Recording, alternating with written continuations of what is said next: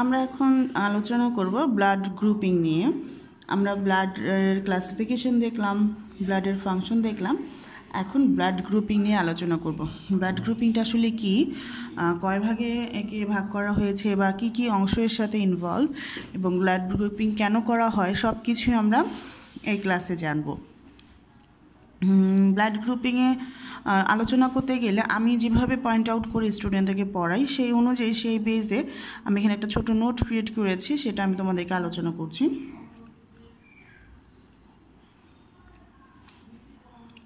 আচ্ছা, ব্লাডকে আমরা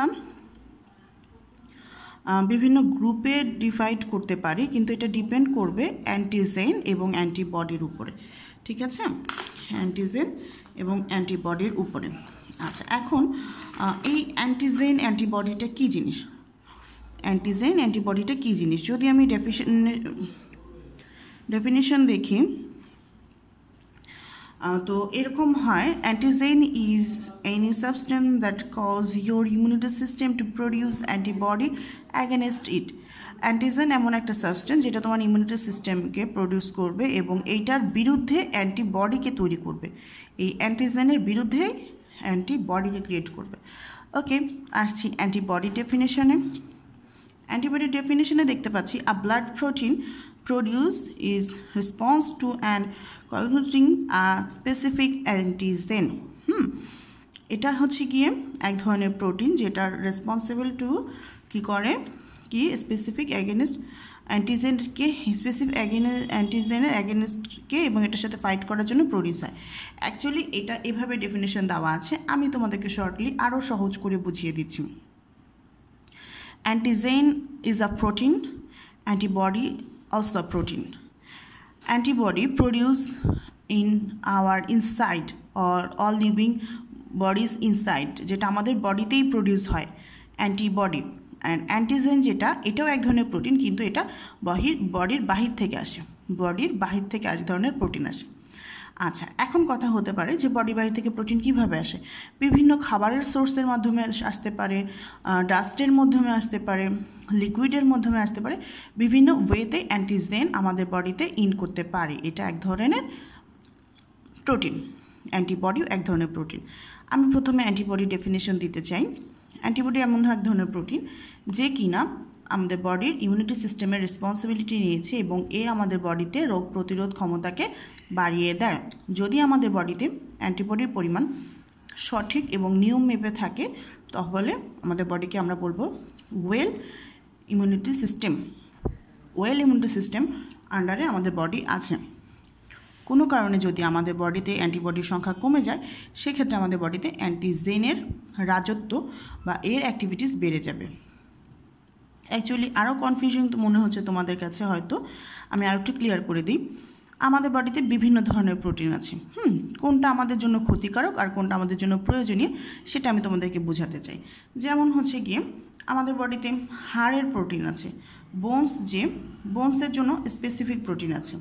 আচ্ছা, ব্লাডের জন্য স্পেসিফিক প্রোটিন আছে, এরপর আমাদের স্কিনের জন্য স্পেসিফিক প্রোটিন আছে। এই প্রোটিনগুলো আমাদের বডির জন্য খুবই ইম্পর্ট্যান্ট। আবার আমাদের বডি, আমরা যখন আমাদের কোনো একটা হিউম্যান বডি বা কোনো একটা যে লিভিং অর্গানিজম বডি যখন জাইগোট থেকে আস্তে আস্তে অ্যানিমাল বডিতে কনভার্ট হতে থাকে, তখন থেকেই সেই বডিটা তার ভালো প্রোটিনগুলো, তাদের গুড প্রোটিন এবং তাদের ব্যাড প্রোটিন, মানে সেফ প্রোটিন এবং নন সেফ প্রোটিন আমরা বলতে পারি। যেটা বডির জন্য ভালো সেটা হচ্ছে সেফ প্রোটিন, এটা যেটা বডির জন্য ভালো না সেটা নন সেফ প্রোটিন। তো আমাদের শরীরের কোন প্রোটিনটা ভালো এবং কোনটা নয়, সেটা তখন থেকেই, যদি আমাদের বডিটা ক্রিয়েট হয় জাইগোটের পর থেকে আস্তে আস্তে, তখন থেকে এটা আমাদের বডি চিনতে থাকবে, শুরু থেকে এটা চেনে তার নিজের জন্য কোনটা প্রয়োজন মানে কোনটা নয়। ঠিক সেরকম বাহির থেকে যে প্রোটিনগুলো আসে, সেটা হতে পারে কখনো আমাদের জন্য ভালো, কখনো বা আমাদের জন্য খারাপ। যেমন আমরা যদি মিট খাই, মাংস খাই, তখন আমাদের বডিতে এক ধরনের প্রোটিন আসবে। যখন আমরা বিনস খাবো, সেটাও এক ধরনের প্রোটিন, সেটা হচ্ছে গিয়ে তোমার ভেজিটেবল প্রোটিন, রাইট। আর যখন আমরা মাংস খাবো তখন হচ্ছে গিয়ে অ্যানিম্যাল প্রোটিন। আবার যখন আমরা বাহির থেকে কোনো এগস খাচ্ছি, এগুলো তো বাহিরের জিনিসই আমরা ভিতরে ইন করছি, আমাদের বডিতে আসছে, তো বাহির থেকে এই প্রোটিনগুলো আসছে। আর কিছু প্রোটিন যেগুলো আমাদের বডিতে কী হয়, প্রডিউস হয়। ঠিক সেরকম কিছু virus, bacteria, parasitic substance also be antigen, তারাও হতে পারে এক ধরনের প্রোটিন, এবং সেই প্রোটিনটাই অ্যান্টিজেন নামে পরিচিত, যেটা আমার নন সেফ প্রোটিন, যেটা আমাদের বডির জন্য ইম্পর্টেন্ট নয়, যেটা আমাদের বডির জন্য হার্মফুল। এরকম প্রোটিনকে আমরা বলবো অ্যান্টিজেন। আর যে প্রোটিনটা আমাদের বডিতে প্রডিউস হচ্ছে, আমাদের বডির জন্য খুবই ইম্পর্টেন্ট, আমাদের বডিকে প্রোটেক্ট করছে, আমাদের ইমিউনিটি সিস্টেমকে স্ট্রং রাখছে, তাকে আমরা বলবো অ্যান্টিবডি। আশা করছি অ্যান্টিজেন এবং অ্যান্টিবডির পার্থক্যটা বা ডেফিনিশনটা তোমরা খুবই ক্লিয়ারভাবে বুঝতে পেরেছো। আমি আবার বলছি, অ্যান্টিজেন একটা বাহির থেকে আসা ফরেন একটা প্রোটিন, যেটাকে আমরা নন সেফ প্রোটিন বলতে পারি। আবার কখনো কখনো আমাদের জন্য সে সেফলিও কাজ করে, আমাদের জন্য কখনো ভালো হয়েও কাজ করে, কখনো খারাপ হয়েও কাজ করে। আর অ্যান্টিবডি একটা প্রোটিন যেটা আমাদের বডিতেই প্রডিউস হয় এবং বডির জন্য খুবই ইম্পর্টেন্ট, এবং এই অ্যান্টিবডি আমাদের বডির ইমিউনিটি সিস্টেমটাকে অ্যাক্টিভ রাখে এবং যে কোনো ভাইরাস, ব্যাকটেরিয়া বা অ্যান্টিজেনের অ্যাগেনস্টে কাজ করে। ক্লিয়ার? এদেরকে ডিস্ট্রয় করতে বা কিল করতে এই অ্যান্টিবডি কাজ করে। যার বডিতে অ্যান্টিবডি যেরকম মানে সঠিক অ্যামাউন্টে থাকবে, সে তার বডির ইমিউন সিস্টেম তত ভালো। আর যার কম থাকবে, তার বডিতে অ্যান্টিজেনের প্রভাবটা বেশি থাকবে। কেন বলো তো? যখনই আমাদের রোগ প্রতিরোধ ক্ষমতাটা কমে যাবে, এটা যখনই ডিক্রিজ করবে, তখনই অ্যান্টিবডি আমাদেরকে বেশি করে অ্যান্টিবডি যখন কমে যাবে, তখন অ্যান্টিজেন আমাদের বেশি করে অ্যাটাক করবে, যার ক্ষেত্রে রোগ প্রতিরোধ করার ক্ষমতাটা খুবই কম। তাদের ক্ষেত্রে রোগটা অ্যাটাক হওয়াটা খুবই স্বাভাবিক। তাদের ক্ষেত্রে রোগ বা জার্মস তাদেরকে বেশি এফেক্ট করে, তাদেরকে উইক করে দেয়। এটা কিন্তু একটার সাথে একটা রিলেটেড, এবং এই ডেফিনেশন দুটোই তোমাদের বইয়ে কোথাও দেয়া নেই। এই ডেফিনেশনটাও দেয়া নেই এবং অ্যান্টিজেন অ্যান্টিবডি সম্পর্কেও কিছু বলা নেই। ডাইরেক্ট অ্যান্টিজেন অ্যান্টিবডির কাজ দিয়ে দিয়েছে, এবং অ্যান্টিজেন অ্যান্টিবডির সাহায্যে আমরা কীভাবে ব্লাড গ্রুপিং করতে পারি সেটাও দিয়ে দিয়েছে। তো আমার কাছে মনে হয় অ্যান্টিজেন অ্যান্টিবডিটা হয়তো ডেফিনেশন তোমাদের আসছে না, স্কুলের এক্সামে বা বোর্ডের এক্সামে ডেফিনেশন আসবে না, but it's very important to know about when you learn blood grouping or blood donating, everything you have to know what is antigen and what is antibody. যখন আমরা ব্লাড গ্রুপিং বা ব্লাড ডোনেটিং সম্পর্কে পড়ব, তখন আমাদের antigen অ্যান্টিবডিটা কী, এটা কীভাবে কাজ করে, এটা জানাটা খুবই ইম্পর্টেন্ট। আচ্ছা, এরপর কিছু খুব কমন ব্যাপার নিয়ে আসছি, যে অ্যান্টিজেন অ্যান্টিবডি বা ব্লাড এগুলো কে কখন কবে ডিসকাস করলো। সায়েন্টিস্ট কার্ল ল্যান্ডট্রান্স 1901-এ first classified the human blood, এবং সে তখন এটাকে 4টা গ্রুপ করেছিল, A B and O. A B and O, এই 4টা নেমে ব্লাডকে গ্রুপিং করেছিল। আচ্ছা, তো ব্লাড গ্রুপিংটা কিভাবে হয় এবং কোন ব্লাড গ্রুপে কোন অ্যান্টিজেন এবং কোন অ্যান্টিবডি প্রেজেন্ট থাকে, সেটা আমাদের জানাটা খুব ইম্পর্টেন্ট। সেটা আমরা জানবো। ব্লাড গ্রুপিংয়ের সাথে অ্যান্টিবডি অ্যান্টিজেনটার কী সম্পর্ক, সেটাও আমরা জানবো। ঠিক আছে? আমরা বলছিলাম ব্লাডকে 4টা গ্রুপে ভাগ করা হয়েছে, গ্রুপ এ বি অ্যান্ড ও। আচ্ছা, এই বইয়ের চার্টে আমরা দেখতে পাচ্ছি কোনোটাতে অ্যান্টিবডি রয়েছে, কোনোটাতে অ্যান্টিজেন রয়েছে। আচ্ছা, এখন একটা কথা আমি বলে রাখছি, লাইক ব্লাড গ্রুপ এ গ্রুপের যে ব্লাড, এদের ক্ষেত্রে যদি অ্যান্টিবডি এ থাকে, তাহলে তাদের বডিতে তার অপোজিট অ্যান্টিজেন থাকবে, তাহলে তার অপোজিট অ্যান্টিজেন থাকছে কি? বি। আবার যদি কোনো ব্লাড গ্রুপে অ্যান্টিজেন বি থাকে, তার অপোজিট অ্যান্টিবডি কি থাকবে? এ। এভাবে আমরা এটাকে সাজিয়েছি, বা এভাবে এটা মানে তৈরি, এবং এভাবেই আমরা ব্লাডকে গ্রুপিং করে থাকি। যেমন ব্লাড গ্রুপ এতে আমরা দেখতে পাচ্ছি এখানে প্রেজেন্ট রয়েছে অ্যান্টিজেন এ। এই ব্লাড গ্রুপে অ্যান্টিজেন এ থাকে। আচ্ছা, তাহলে তার অপোজিট অ্যান্টিবডি কি থাকছে এখানে? বি। দেখো, এই যে এ, তার অপোজিট গ্রুপ ব্লাড থাকছে অ্যান্টিবডি বি। আবার রয়েছে ব্লাড গ্রুপ বি, সেখানে দেখতে পাচ্ছি অ্যান্টিজেন রয়েছে B. Blood group B antigen রয়েছে বি, এদের ক্ষেত্রে অ্যান্টিবডি থাকবে কি অ্যান্টিবডি এ। বোঝা গেছে? আচ্ছা, আবার আসছি গ্রুপ এ বি, যেখানে গ্রুপ এ বি আছে সেখানে অ্যান্টিবডি দুটোই থাকছে, অ্যান্টিবডি এ এবং অ্যান্টিবডি বি। এদের ক্ষেত্রে আবার কোনো অ্যান্টিবডি এ বি ব্লাড গ্রুপে অ্যান্টিজেন এ এবং অ্যান্টিজেন বি রয়েছে, সেক্ষেত্রে এদের ক্ষেত্রে কোনো ধরনের অ্যান্টিবডি নেই। তার মানে হচ্ছে গিয়ে এরা সবার থেকেই ব্লাড কালেক্ট করতে পারবে, এদের মধ্যে কোনো ধরনের অ্যান্টিবডিজ নেই, শুধু রয়েছে অ্যান্টিজেন এ এবং অ্যান্টিজেন বি। আচ্ছা, এবার আসছি ব্লাড গ্রুপ ও। তোমরা জানো ওকে ইউনিভার্সাল ডোনার বলা হয়, কারণ ও ব্লাড গ্রুপ সবাইকে ব্লাড দিতে পারে, সবাইকে, সব ধরনের এই 3 গ্রুপকেই সে ব্লাড দিতে পারে, ঠিক আছে।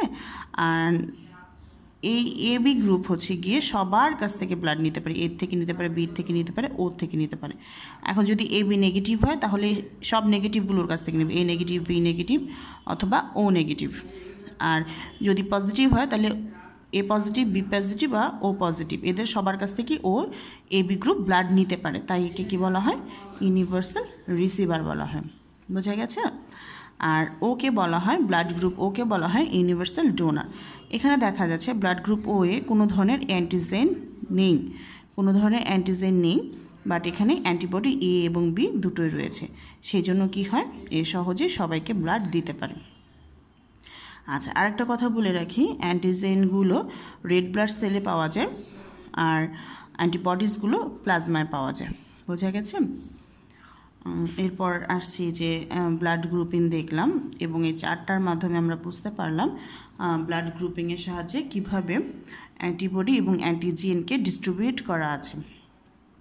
আচ্ছা, এখন আমরা বইয়ের আরও একটা সুন্দর চার্ট দেখব, যেই চার্টের সাহায্যে আমরা জানতে পারবো কোন ব্লাড গ্রুপ কাকে ব্লাড ডোনেট করতে পারবে। এখানে দেখো যে চার্টটা দেওয়া আছে, এই চার্টে দেখতে পাচ্ছি এই পাশে সব গ্রুপের ব্লাডগুলোর নাম দেওয়া আছে, যারা হচ্ছে গিয়ে ব্লাড রিসিভ করবে। এই পাশে গ্রুপগুলোকে সাজানো হয়েছে যারা হচ্ছে গিয়ে ব্লাড ডোনেট করবে। যদি আমরা প্রথম থেকে দেখি, blood group A B positive, blood group A B positive কার থেকে ব্লাড নিতে পারবে? ও নেগেটিভের কাছ থেকে ব্লাড নিতে পারবে, ঠিক আছে। এ বি পজিটিভ ও নেগেটিভের কাছ থেকে ব্লাড নিতে পারবে, ও পজিটিভের কাছ থেকে ব্লাড নিতে পারবে, বি নেগেটিভের কাছ থেকে ব্লাড নিতে পারবে, বি পজিটিভের কাছ থেকে ব্লাড নিতে পারবে, এ negative, A positive, A B negative, A B positive. তাহলে এই অংশটায় স্পেসিফিক এই ব্লাডকে আমরা কি বলছি? Universal receiver. তাহলে এ বি পজিটিভ হচ্ছে কি ইউনিভার্সাল রিসিভার, কিন্তু এ বি নেগেটিভ কিন্তু ইউনিভার্সাল রিসিভার না। দেখো ও কিন্তু সবার থেকে না, স্পেসিফিক শুধু নেগেটিভের কাছ থেকে, এই যে দেখো নিচ্ছে শুধু নেগেটিভ, দেখা গেছে। তাহলে এই এ বি নেগেটিভকে আমরা ইউনিভার্সাল রিসিভার বলবো না, এ বি পজিটিভকে আমরা ইউনিভার্সাল রিসিভার বলবো।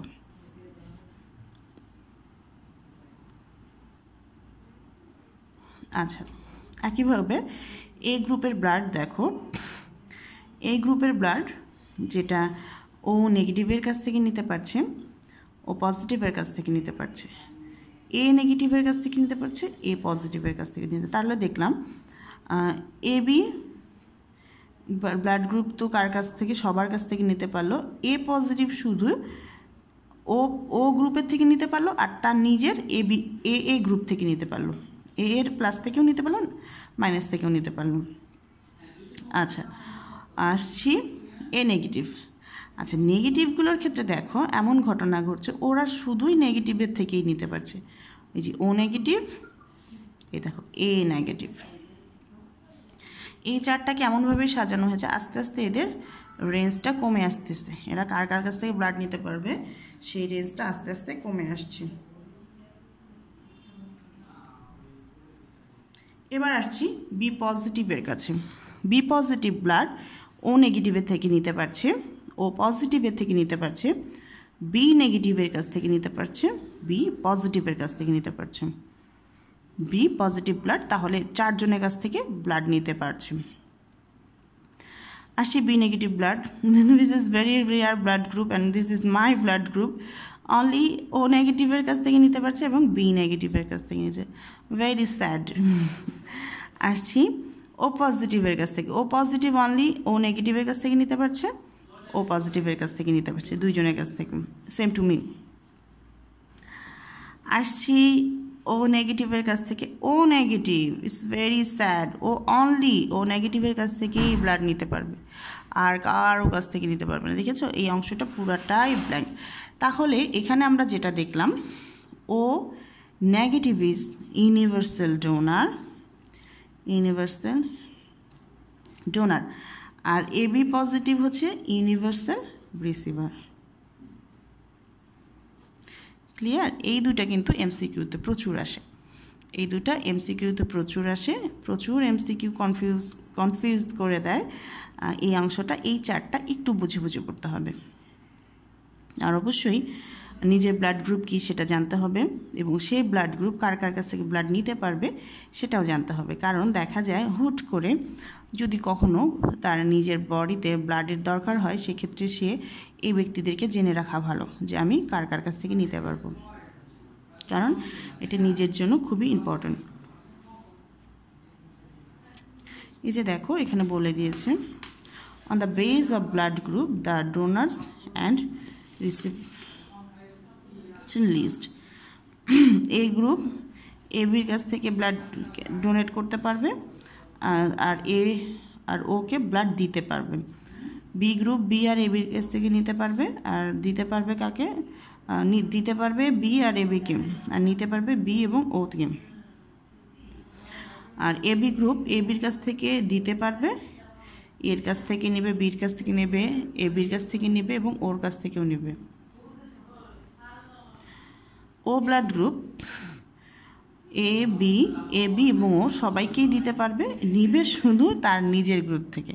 দেখেছো, এটাকে অনেক সময় রয়্যাল ব্লাডও বলা হয়, যে সে নিজে অন্যকে দিয়ে যাচ্ছে, বা সে নিজে তার নিজের গ্রুপ ছাড়া অন্য গ্রুপের কাছ থেকে কখনোই ব্লাড নিতে পারে না বা নেয় না।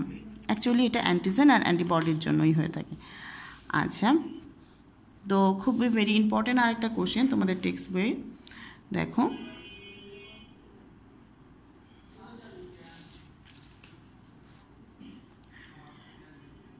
Donation of blood and social responsibility is very important. Blood donate করাটা সামাজিক একটা ব্যাপার এবং সামাজিক একটা দায়িত্ব। অ্যাকচুয়ালি অনেক সময় হয়, অনেক পেশেন্ট সাডেনলি সিক হয়ে পড়ে, তখন তার জন্য ইমিডিয়েট ব্লাডের দরকার হয়। খুবই রেয়ার কেসে দেখা যায় যে হয়তো পেশেন্ট জানতোই না তার ভিতরে কোনো ডিজিজ আছে বা সে কোনো কিছুতে এফেক্টেড। সে সাডেনলি যখন সাডেনলি তার যখন ব্লাডের দরকার হয়, সে তখন কারোর কাছ থেকে ব্লাড নিবে, কোথার থেকে নিবে, ম্যানেজ করবে, বা এটা কীরকম হতে পারে এই জিনিসগুলো জানা থাকে না। সেক্ষেত্রে যদি কেউ স্বেচ্ছায় তাকে ব্লাড দিয়ে থাকে, তার গ্রুপের ব্লাড, তাহলে সেক্ষেত্রে তার জীবন বাঁচা বা তার যে মানে মেডিকেশনটা সেটা খুবই ইজি হয়। তাছাড়াও অনেক অপারেশনের ক্ষেত্রে, অনেক ইনজুরির ক্ষেত্রে, ম্যাক্সিমাম অপারেশনের ক্ষেত্রে অনেক সময় ব্লাড লাগে মুমূর্ষ পেশেন্টদের ক্ষেত্রে। সেক্ষেত্রে যদি তার কোনো রিলেটিভ বা ফ্রেন্ড সার্কেল বা আদার্স কোনো পার্সন যদি তার গ্রুপের ব্লাডের ডোনার হয়ে থাকে এবং সে যদি তাকে ব্লাড ডোনেট করে, তাহলে সেক্ষেত্রে তার জীবন বেঁচে যায়। তো এটা এমন কিছুই না, এটা সম্পূর্ণ একটা সোশ্যাল রেসপন্সিবিলিটি আমরা বলবো। কারণ কেউ যদি নিজে স্বেচ্ছায় ব্লাড ডোনেট করে, আরেকজনের জীবন বেঁচে যায়, এবং যে ব্লাড ডোনেট করবে তার ইমিউনিটিটা আরও বেশি স্ট্রং হয়। কারণ আমাদের বডিতে এভরি 2 মান্থ পর পর ব্লাডগুলো নষ্ট হয়ে যায়, ডিস্ট্রয় হয়ে যায়, এবং আমাদের বডির ওয়েস্টেজের সাথে সেই ব্লাডগুলো বেরিয়ে যায়। কিন্তু কেউ যদি ব্লাড ডোনেট করে, তার বডি থেকে 1 ব্যাগ রক্ত বের করে ফেলে, তাহলে তার বডির blood circulating system, blood producing system এবং ইমিউনিটি সিস্টেম অনেক বেশি রিগ্রোথ হয়, নতুনভাবে গ্রোথ হয়, এবং এটা শরীরের জন্য খুবই ভালো। হ্যাঁ, যারা প্রায় ব্লাড ডোনেট করে থাকে তারা একই সাথে সোশ্যাল একটা রেসপন্সিবিলিটি মেনটেন করছে এবং সাথে সাথে তার নিজের বডিকেও রিসাইকেল করছে, নিজের বডিকেও সে নতুন একটা জীবন দিচ্ছে, কারণ ব্লাড ডোনেট করাতে তার বডির ব্লাডগুলো রিফ্রেশ হচ্ছে। এটা খুব ইম্পর্ট্যান্ট। তো আমাদের যার যেরকম সামর্থ্য অবশ্যই সেটা হতে হবে যে আমাকে সেই এজে যেতে হবে, যে কোন এজ পর্যন্ত মানুষ ব্লাড ডোনেট করতে পারবে। এবং আরেকটা নিয়ম আছে, একজন ব্যক্তি ব্লাড ডোনেট করার 4 মাস পর আবার ব্লাড ডোনেট করতে পারবে, 4 মাসের আগে সে ব্লাড ডোনেট করতে পারে না। ঠিক আছে? তো এই কোশ্চেনটা মাঝে মাঝে 4 মার্কসের আসে, তো এটা খুব ইম্পর্ট্যান্ট কোশ্চেন। আমরা জাস্ট এটাকে এভাবে পড়ে নিজের মতো করে লিখবো। অ্যান্ড নেক্সট ক্লাসে আমরা হার্ট নিয়ে ডিসকাস করবো। Okay, goodbye everyone, be safe.